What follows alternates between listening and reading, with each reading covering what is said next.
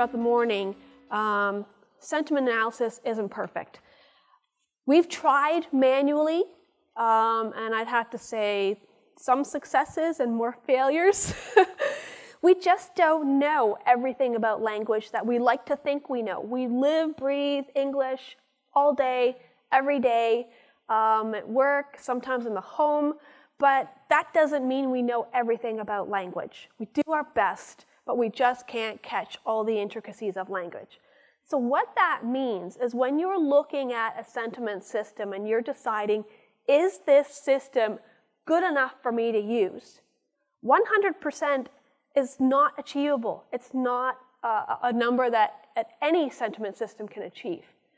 But if I was to code something, and one of you were to code something, and we were to match up how often we agree with each other in terms of sentiment, we would agree about 85% of the time. Because I don't recognize this emoticon, you didn't recognize that slang, neither of us caught that sarcasm.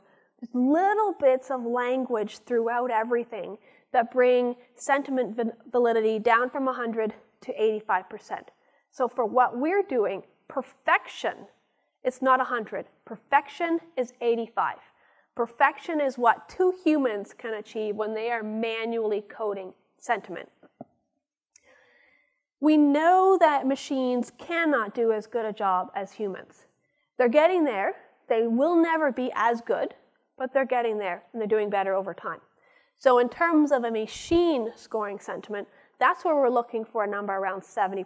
That's where we know we've got a base level of good quality sentiment. So you might wonder, well, if human sentiment can be 15% better, then why do we even bother going the machine-coded route? Who has hours and hours and hours of spare time every day to be coding? Everyone? Spare time? Lots of spare time? No one has spare time. So perhaps maybe you're looking at a few hundred records. Sure, we might have time. We might have a few hours to do a few hundred records. Do you have time to do 1 million records every day? 10 million records every day? Nobody. The only way to score 10 million records every single day is with an automated system.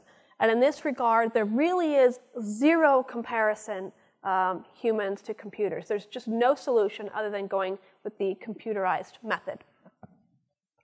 Similarly, if you think about inter-rater reliability within rater reliability, I get tired, you get tired, we forget what we scored yesterday, we get bored, get distracted, there's little kitties tugging on your pants, all kinds of things happen that take away from the reliability of human scoring. Now this is one case where we just love a computer system. It never goes to the washroom, never gets up for lunch, it doesn't forget what it did yesterday, last week, last month, last year. It is a perfectly reliable system until you pull out the plug. So we just can't beat a machine in that regard. When it comes to slang and grammar, this is where humans start to pull ahead of the machines. We can read between the lines. We know when the commas are misplaced, when a phrase at the beginning is actually belonging to a phrase at the end. We know in our brains to put those two phrases together. That kind of thing is a lot more difficult for a machine.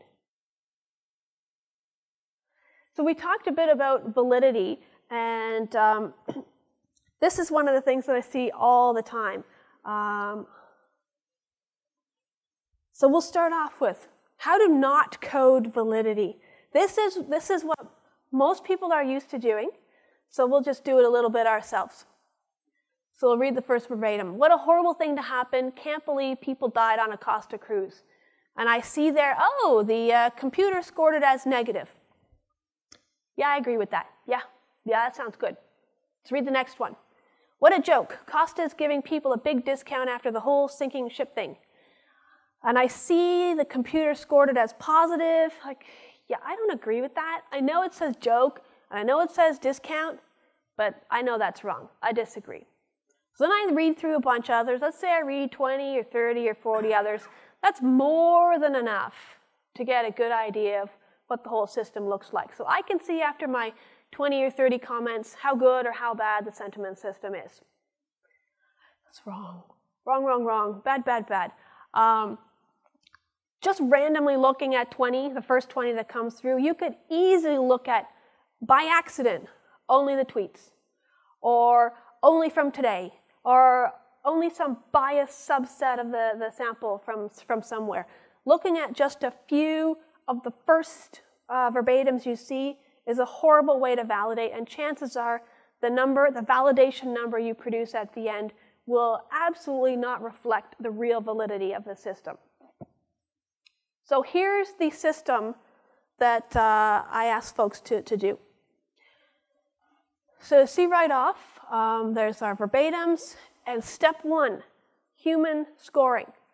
So I read the verbatim, I decide for myself, in my head, I don't look at anything else.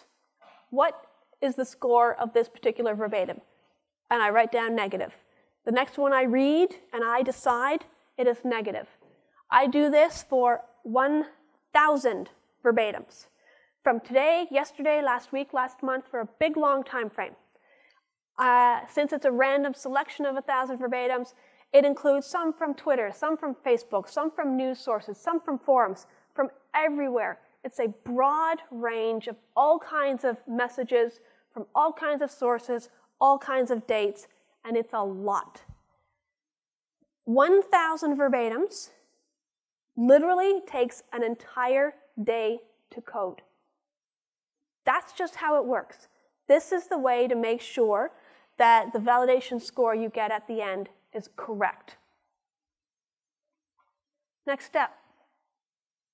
That's when we look at what the machine scored. We haven't seen it yet. We've only just seen it now.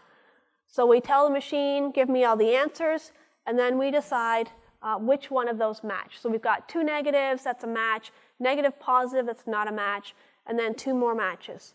So at the end of all of that, we've got our number. So let's say in this case, 72% match between my score and the automated system scoring. So that meets our 70% minimum criteria.